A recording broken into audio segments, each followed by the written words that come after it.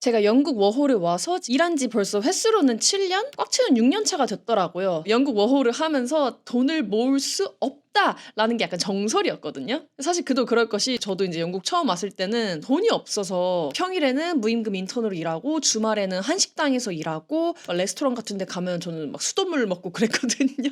근데 이제는 뭐 직장 생활도 꽤 많이 했고 이제 재정 상황 자체는 안정이 됐는데 오늘은 한국과 영국의 돈을 벌고 돈을 쓰는 법에 관한 문화 차이를 좀 비교를 해 보려고 해요. 그래서 크게 4 가지를 다뤄볼 건데 연봉, 세금, 물가, 그리고 소비 문화까지 다뤄볼 예정입니다. 제가 현재 연봉은 뭐 정책상 알려드릴 수는 없고 제가 작년 연봉으로 얘기를 해볼게요. 그나마 가장 최근이니까. 제가 작년 연봉이 8,400만 원이었거든요. 아 참고로 지금 환율이 1,900원까지 올랐더라고요. 지금 제가 이 1,900원에 맞춰서 말하기에는 이게 좀 약간 일시적이라는 생각이 들어서 일반적이라고 생각되는 1파운드에 1,750원으로 계산을 했어요. 어쨌든 연봉 8,400만 원에 그 소득세랑 뭐 건강보험료 빼고 실수령액이 한 달에 552만 원 정도였거든요. 근데 제가 이렇게 말하면 제가 영국에서 이게 뭐 잘 버는 건지 아니면 잘 못 버는 건지 잘 가늠이 안 되잖아요. 그래서 영국의 2030 중위소득을 제가 알아봤어요. 이제 영국의 통계청 자료를 확인해 보니까 남성과 여성을 나눠 놨더라고요. 2030의 남성 여성 연봉 격차가 그렇게 크진 않아서 저는 여성이니까 여성으로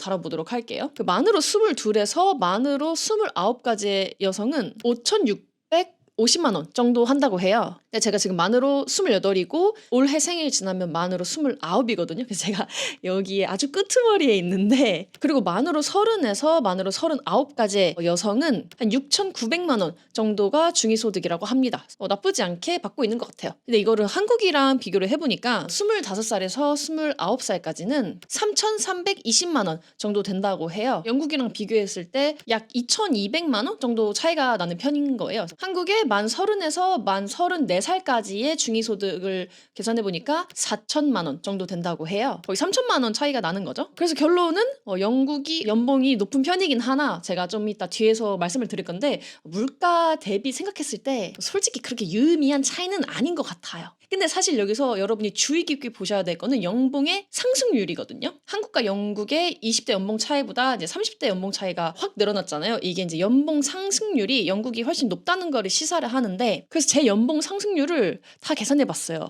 2019년 10월 영국 회사에 딱 들어왔을 때 4,020만 원 정도 됐었어요. 그 다음 해인 2020년 12월에 연봉이 30%가 올라서 5,200만 원 정도를 받고 다녔습니다. 주니어에서 주니어를 뗐거든요. 그래서 그때 나름 승진이라고 생각할 수 있겠죠. 그래서 연봉을 꽤 많이 올려받았고 그 다음 해인 2021년 12월 제가 이제 만 25에 연봉 협상을 해서 한 16%를 상승시켜서 6,100만 원 정도의 연봉을 받고 다녔어요. 그 다음 해에는 7천만 원이 되었고 그 다음에 제가 말한 작년 연봉인 8,400만 원이 된 거예요. 물론 저는 연봉 협상을 되게 잘한 편에 속해요. 일반적인 영국 회사는 뭐 5%에서 10% 정도가 최대인데 저는 이제 회사 자체가 인공지능 회사다 보니까 15%, 20%까지 올릴 수 있었던 거예요. 회사가 진짜 망해가지 않는 이상 연봉 동결은 안 하고 왜냐면 진짜 다퇴사할 거예요. 이게 왜 그러냐면 이직이 조금 쉬운 편이거든요. 특히 런던 같은 경우에는 한 회사에 한 3년 정도 일하고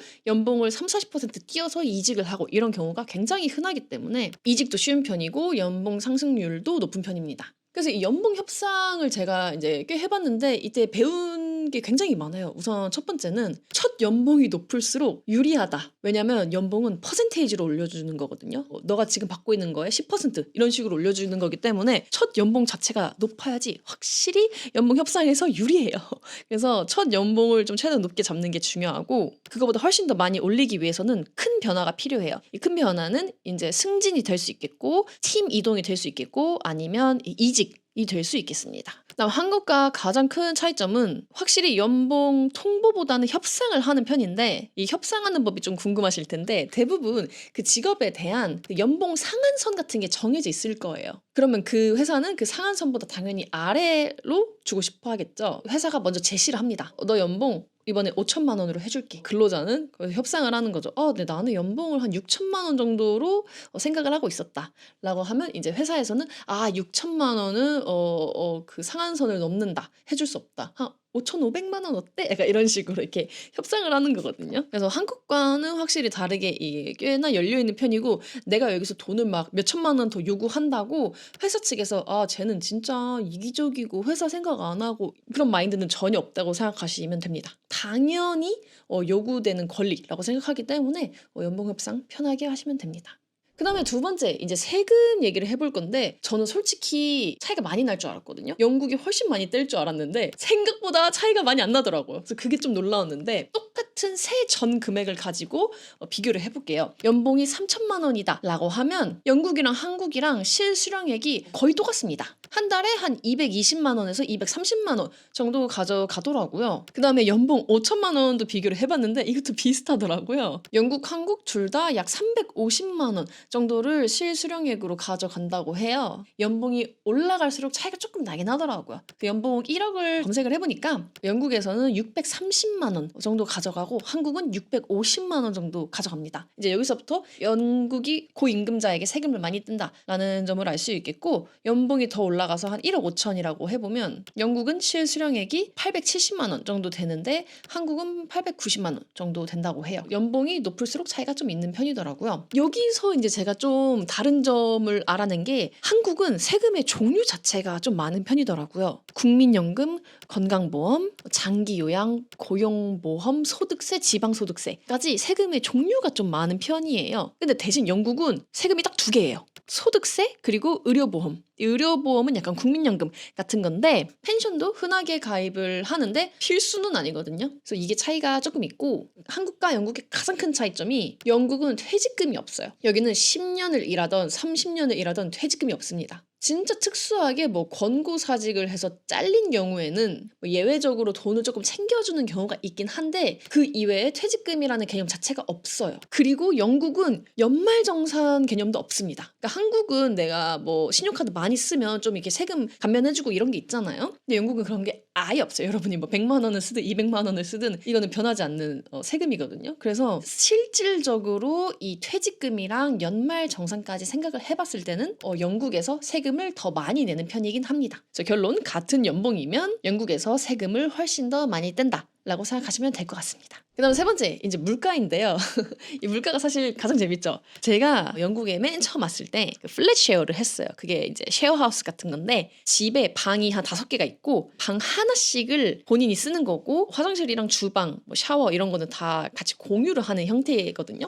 근데 그게 런던에서 진짜 흔해요. 제 첫 월세가 80만 원이었어요. 방 하나 빌리는데 그게 이제 7년 전이라고 했잖아요. 제가 요즘 시세를 한번 확인해 보니까 거의 2배가 뛰었더라고요. 140만 원? 그 방 하나에? 한국이랑은 진짜 비교가 안 되더라고요. 이게 영국인들이 연봉이 우리보다 높지만 돈을 못 모으는 가장 큰 이유예요. 월세가 너무 비싸요. 비싸면 얼마나 비싸라고 생각하실 수 있겠지만 지금 한 달 월세가 얼마인지 이 방이죠 방. 이 방 얼마인지 그리고 이 방 한 달 월세가 얼마인지 여기 자막에 적어 놓을게요. 깜짝 놀라셨죠? 문제는 이제 또 문화적인 차이가 있는데 한국은 이제 부모님 집이랑 직장이랑 크게 멀지 않으면 솔직히 결혼하기 전까지는 그냥 부모님 집에서 다니잖아요. 근데 영국은 대부분 19살, 20살에 독립을 하기 때문에 뭐 한 26살, 27살 정도 되는 직장인이 나 부모님 집에서 같이 살아 라고 하면 에? 너 뭐 문제 있어? 약간 진짜 특별한 이유가 있어서 부모님이랑 같이 산다라고 생각하는 경우가 대부분이기 때문에 월급 자체는 한국보다 뭐 한 1.3배 정도밖에 높지 않은데 월세는 막 2배에서 3배까지가 더 비싸게 드니까 오히려 영국인들이 돈을 못 모읍니다. 굉장히 충격적인 사실 중에 하나죠. 그 다음에 이제 교통비 물가도 조금 충격적일 텐데 제가 한마디로 정리하자면 제가 출퇴근하잖아요. 하루에 드는 교통비가 18,000원이 들거든요. 아 진짜 거짓말이 아니고 그 회사는 런던 중심에 있고 저희 집은 존 3예요. 그래서 사실 그렇게 멀지도 않아. 저희 집에서 회사까지 한 45분에서 50분 대중교통 타고 걸리는데 그게 18,000원이 나가거든요. 물론 다들 어디에 사냐에 따라 조금씩 다르겠지만 예를 들어서 뭐 존 2나 존 3에 산다 가정하고 주 5일 출퇴근을 한다고 가정했을 때 25만 원은 진짜 무섭게 넘어갑니다. 그래서 교통비도 한국의 진짜 한 3배 정도라고 생각하시면 되는데 여기서 진짜 무서운 게 뭐냐면 교통비가 매년 오릅니다.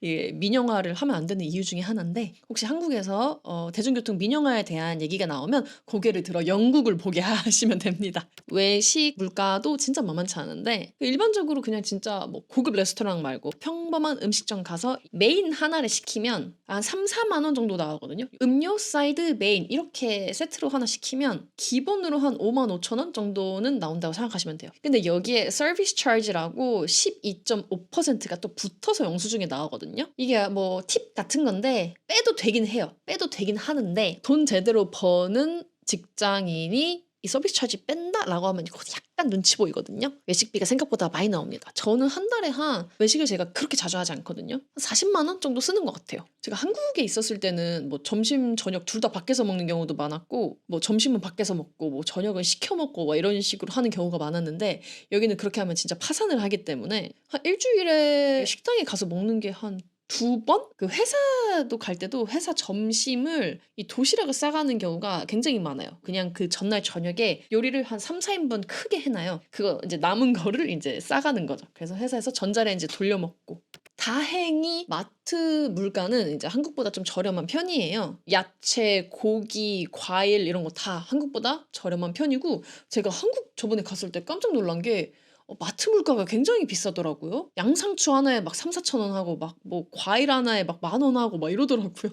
과일이 진짜 비싸고 고기도 한국이 좀 더 비싼 편인 것 같고 그 시판 소스 같은 거 있잖아요. 청정원 토마토 파스타 소스 뭐 이런 게 한 8,000원 하더라고요. 마트가 이제 유일하게 영국이 더 저렴한 부분인 것 같아요. 저는 마트는 한 달에 한 20만 원에서 30만 원 정도 쓰는 것 같아요. 그래서 물가를 결론을 내자면 마트에서 사는 식재료를 제외하고 영국이 2배에서 운 나쁘면 3배까지 더 비싸다라고 생각하시면 됩니다. 근데 사실 이 물가가 진짜 워킹 홀리데이나 유학 오시는 분을 죽이는 가장 큰 이유인데 유학러나 워홀러들은 한국에서 땀 흘려서 번 돈을 파운드로 해외 송금을 해서 쓰는 거잖아요. 그래서 요즘같이 환율 박살 났을 때 원화 약세에 영국 물가까지 겹쳐서 진짜 힘들어지는 거거든요. 그러니까 예를 들어서 학비를 한 번에 100% 내지 않고 작년에 50% 내고 뭐 이번에 50% 내고 뭐 이렇게 좀 늦게 낼 수 있대요. 근데 갑자기 환율 때문에 가만히 있었는데 학비를 150만 원을 추가로 더 내게 생긴 거예요.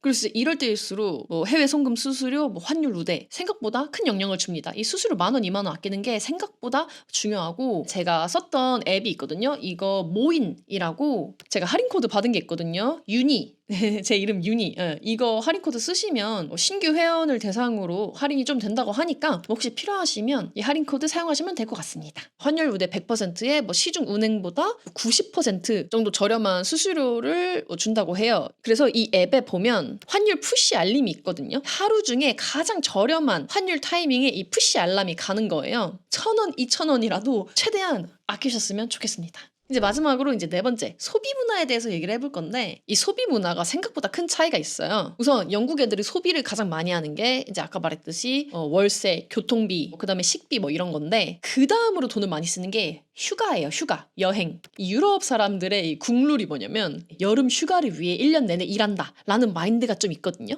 우리나라는 아직 뭐 요새 젊은 분들은 여행 많이 가시긴 하지만 약간 나이 드신 분이나 좀 보수적인 분들은 여행은 사치다라는 개념이 아직 좀 있는 것 같은데 여기는 절대 그렇지 않아요. 무조건 동료들이랑 대화할 때 이번 여름 휴가 때 어디 가? 이러면 무조건 뭐 나는 스페인 가, 나는 프랑스 가, 나는 이번에 아시아 가. 뭐 여름 휴가에 대한 계획이 무조건 있는 편이에요. 그래서 여행에는 돈을 좀 쓰는 편인데 대신 일상생활 자체는 조금 검소하게 생활을 하려는 편인 것 같아요. 그러니까 애초에 뭐 월세가 비싸고 교통비가 비싼데 여행까지 가야 되니까 당연히 검소해질 수밖에 없는데 옷이나 가방 같은 거, 뭐 메이크업 이런 거에 진짜 신경을 1도 안 쓰고 명품을 따지거나 이런 거 전혀 없고 물론 뭐 패션 업계나 명품 업계나 뷰티 업계 쪽에 있으신 좀 특수한 경우를 제외하면 그냥 일반적인 회사원, 일반적인 사람들은 그런 거 절대 관심 없습니다. 근데 대신 우리나라는 이제 그거에 비하면 월세나 교통비는 상대적으로 훨씬 적게 들지만 외적인 거에 돈을 좀 많이 쓰는 것 같아요. 뷰티, 헤어, 옷, 가방, 신발 뭐 이런 거 있잖아요. 저는 진짜 이 영국 남자애들 진짜 옷을 한번 사잖아요. 그걸 20년 입는 것 같아요. 엄마가 자기 고3 때 사준 티셔츠 이게 사이즈가 계속 맞잖아요. 그러면 그걸 계속 40대가 되더라도 입는 거예요. 그나마 좀 여성분들은 쓰는 편이긴 한데 옷 같은 거 진짜 돈 잘 안 쓰고 그다음에 한국에서는 여행은 요즘에는 좀 자주 가는 추세이긴 하죠. 50대, 60대 분들은 아직은 20대 때 여행은 사치다 약간 이렇게 생각하시는 분들이 아직은 좀 있는 것 같긴 하더라고요. 그다음에 한국이 확실히 돈을 많이 쓰는 게 배달, 맛집, 오마카세, 호텔 조식 이런 거 있잖아요. 이런 거에 확실히 돈을 많이 써요. 근데 이게 나쁘다는 게 아니라 음식에 진심인 거죠. 영국 애들은 그 음식 맨날 맛대가리 없는 것만 먹으니까 굳이 음식에 돈을 쓰지 않는 거예요. 영국 애들은 맛집이나 오마카세 이런 거는 진짜 특별한 날에만 가는 곳이거든요. 뭐 1년에 한 번, 뭐 생일, 기념일 이럴 때, 발렌타인데이 이럴 때 가는 거기 때문에 그거는 조금 차이가 있습니다. 이렇게 오늘 영상이 너무 길어졌는데 영국과 한국의 돈을 쓰고 돈을 버는 법에 대해서 다뤄봤습니다. 혹시 질문이 있으시면 댓글 남겨주시면 되고 저희는 다음 영상에서 만나요. 안녕!